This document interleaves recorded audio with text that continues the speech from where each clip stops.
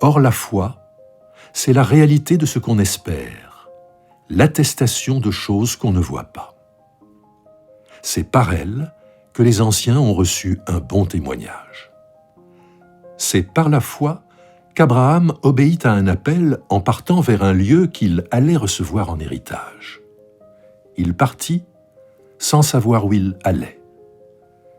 C'est par la foi qu'il vint s'exiler sur la terre promise, comme dans un pays étranger, habitant sous des tentes avec Isaac et Jacob, héritier avec lui de la même promesse. Car il attendait la cité qui a de solides fondations, celle dont Dieu est l'architecte et le constructeur. C'est selon la foi que tous ceux-là sont morts, sans avoir obtenu les choses promises.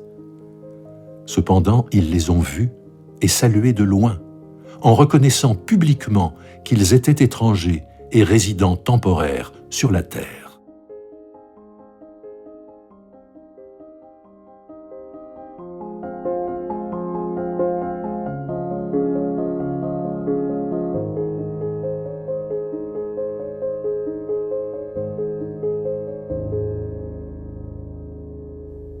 L'Épître aux Hébreux dit comment, avec le Christ, un temps nouveau est arrivé sur notre terre. Il évoque donc un dépassement des catégories du judaïsme avec un nouveau grand prêtre, avec un nouveau sanctuaire, avec une nouvelle alliance, cette nouveauté radicale apportée par le Christ. Mais dans ce chapitre 11, il dit que cette nouveauté radicale, elle avait déjà été vécue par plusieurs personnages du Premier Testament, et le chapitre 11 évoque tous les grands hommes de foi du Premier Testament, et les quelques versets que nous avons lus s'arrêtent sur les personnages d'Abraham et de Sarah.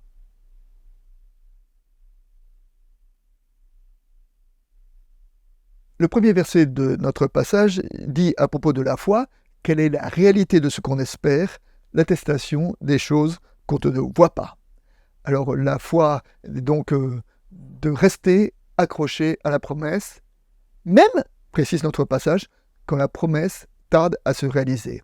En effet, à propos de tous ces hommes de foi, il est dit c'est selon la foi qu'ils sont morts, sans avoir obtenu les choses promises, cependant, ils les ont vus et salués de loin, se reconnaissant comme des étrangers et des résidents temporaires sur la terre.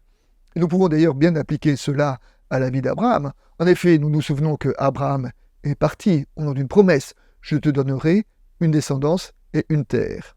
Et quelques décennies plus loin, au soir de sa vie, à propos de descendance, Abraham n'a eu qu'un seul fils selon la promesse, ce qui est un commencement, enfin un commencement très ténu. Et la seule terre qu'il a jamais possédée, c'est la grotte qu'il a achetée pour enterrer sa femme Sarah. Donc on peut dire, et pourtant la promesse faite à Abraham, aujourd'hui, nous savons qu'elle est réalisée. Aujourd'hui, les enfants d'Abraham sont des milliards sur la terre. Donc cette promesse est vraie, mais Abraham l'a peu vue. Nous avons là une image de la promesse de Dieu à laquelle nous devons rester accrochés, même si le temps de Dieu n'est pas celui de nos impatiences.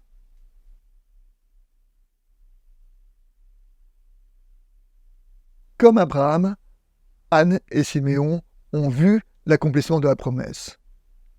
Mais cet accomplissement, c'était quoi? Un enfant, un nourrisson qui était né dans un couple de pauvres qui n'ont que quelques tourterelles à offrir pour le rachat de cet enfant. Mais par la foi, Anne et Siméon ont vu dans cet enfant Dieu qui est venu visiter son peuple, Dieu qui est venu apporter un nouveau temps. Et il me semble que nous pouvons entendre cela et que même si nous ne voyons pas tout, nous devons garder la foi comme étant l'attestation des choses qu'on ne voit pas. Alors même si on ne voit pas tout des promesses de Dieu, la foi c'est de rester fidèle à sa parole, parce que nous savons que la promesse de Dieu est plus grande que notre temps et que toutes nos difficultés.